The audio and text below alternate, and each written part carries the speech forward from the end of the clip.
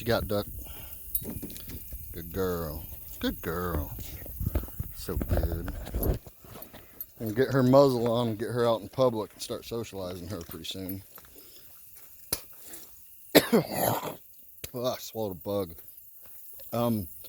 So yeah, earlier I got into some bees. My neighbor's been trying to get me to take them for years. I met him. I've done a couple little construction jobs and just helped him out with some little stuff here and there. Super cool neighbor. Super cool neighbor. He's an older gentleman, as you guys saw from the video, and he just doesn't want to do it anymore.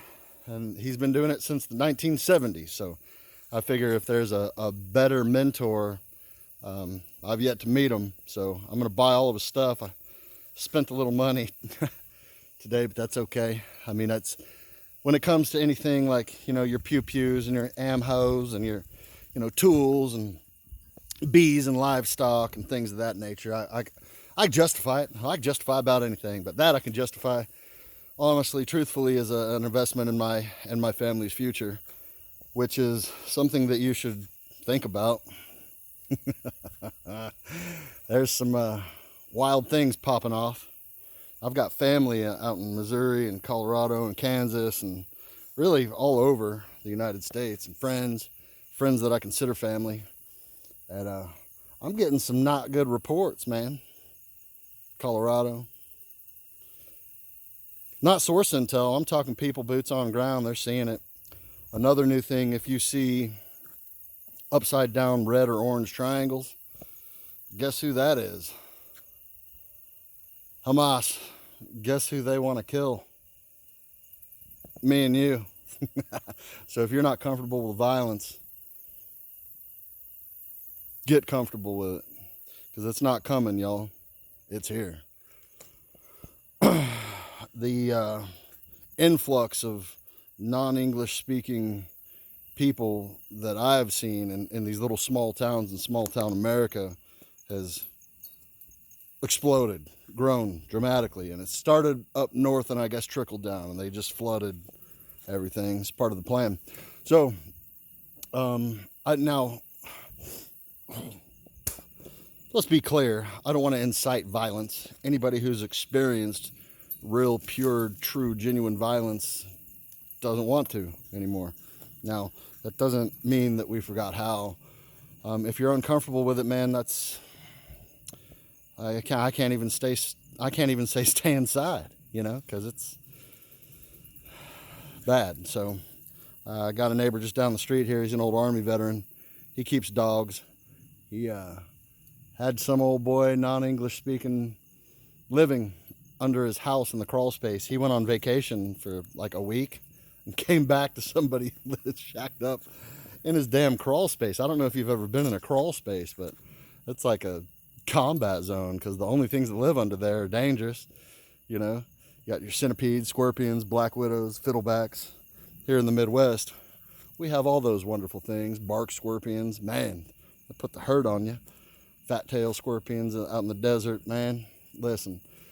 So I'm not inciting any violence. I'm not inciting any racism. I've got friends that I'm very close to that are, all colors. I don't give a shit what you look like. I could care less what your color is. It ain't something that you should stand on, but we are in a melting pot.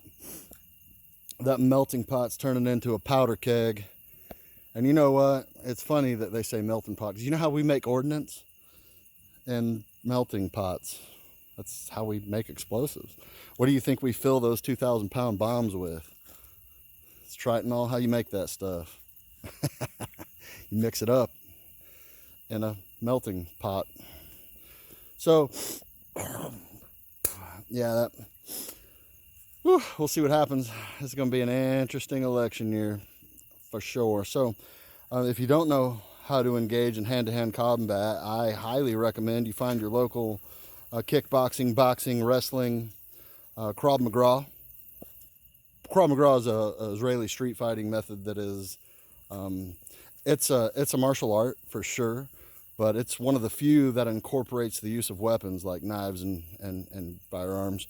And it's there's I think like 12 levels of it. We were only authorized in the military, even our upper echelon, tip of the spear, you know, purple tier, tier 1 guys were only authorized to get, I think, qualified up to 6. But there's actually 12 levels of it, and I guess those final levels are reserved for special forces. They're Israeli special forces, and those guys are some pretty heavy hitters. But anyways, you can study it and learn it, and it's very basic, it's very brutal, and you learn a lot about human anatomy and how to take it apart. It's incredible, it's formidable. Wrestling is always good. Mixed martial arts always good. Just boxing is good. Everybody knows how to throw them things, but you learn your little technique and you'll have an unfair advantage over somebody that's just been a street fighter their whole life, you know. And it is a discipline. It's a discipline. You know, you got to be stoic, you got to be calm. Just like everything else that's dangerous, you can't get too antsy in your pantsy. You got to keep it cool, daddy-o. Cool like a cucumber. And you'll experience, those of you that have experienced, you know, seriously life-threatening traumatic events, you notice how everything slows down. That's when your cortisol and your adrenaline goes way up and everything slows down, and you get into this mindset. Actually, your mind starts firing in a different pattern called alpha. So when you're in alpha, like when you first wake up in the morning, for the first 30 some odd minutes, your mind is in alpha. So if you're able to be in that calm state of mind and think and act, you would be amazed how clearly you can function and how well you can function. Also, when you meditate, your mind goes into alpha.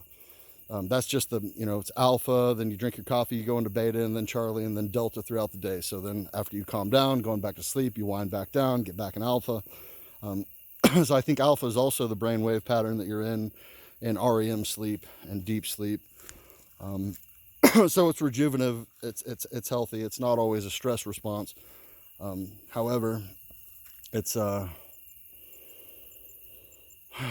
first few times you experience it, it may be difficult to kind of collect yourself and move forward. You know, I've seen a lot of people, and it's usually the loudest person in the room that's the one that pulls the stupidest face and just freezes. You know, I've had to tackle some people and take them to the ground and be like, hey, those are live rounds.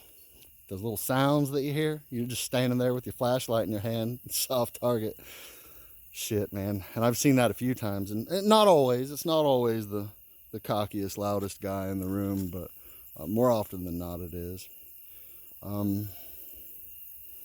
But yeah, so, I mean, prepare for the worst, hope for the best. I don't mean to be the bearer of bad news, but it is what it is. I'm sure you've heard, and for those of you that don't want to believe, hey, I hate to breach your reality, and I'm not trying to impose my will on anybody. I'm just telling you what I would do and have done and will continue to do. You got to protect your own, you got to protect yourself. And I'm worried that we're going to get into the situation where if you do try to protect yourself, you're going to get in trouble, and it could happen in some of these stupid states. So man, we'll see what happens. I mean, I think that if all of us rise up, we can take our country back, but really it only would take 2%. So what's 2% of 2 million? Just think about those numbers. They're not very big.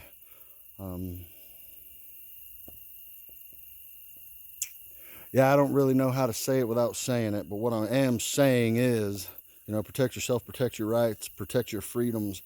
There's going to be a lot of this nonsense, and it's going to get buried. It's going to get covered up. Little to no publicity. Tune in. I mean, you can watch the news if you're interested in what lies they're telling you today. But one thing that I found out today, and I'm going to do a little more research on this, but Sleepy Joe's runner-up VP, a lot of her funding is coming from DOD, the VA. So actually, a few government entities are actually funding her campaign. Kind of makes you wonder. It shouldn't, but if you don't know yet, hey, go back to sleep. Take the rest of the day off. We don't need you. Stay vigilant. Stay tuned. Stay salty.